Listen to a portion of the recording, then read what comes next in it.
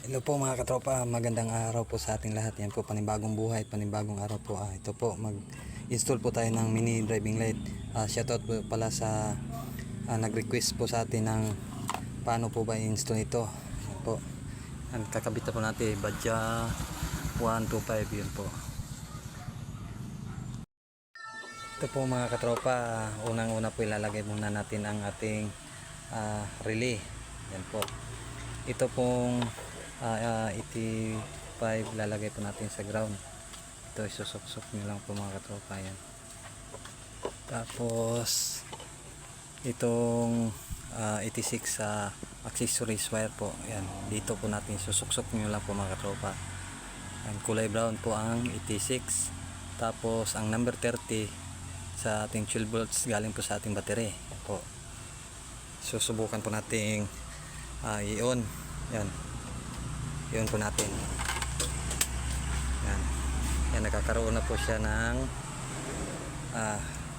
kuryente. Yan po, ito po ay number 87 itong kulay asul po.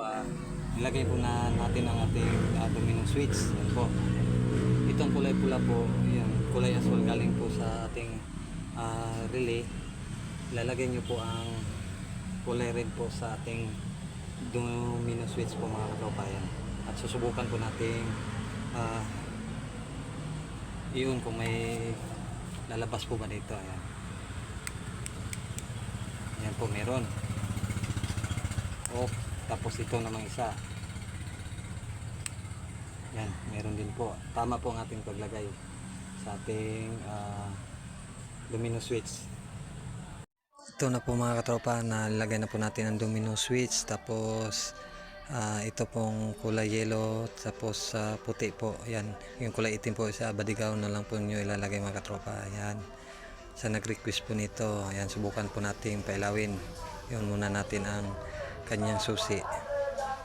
Yan, switch, ito po yung dilaw, tapos puti. Yun lang po pag install mga katropa, kayo na pong bahala kung saan nyo po ilalagay. Yan, kulay asul po, yun po ang galing sa ating relay 87 po. Yan.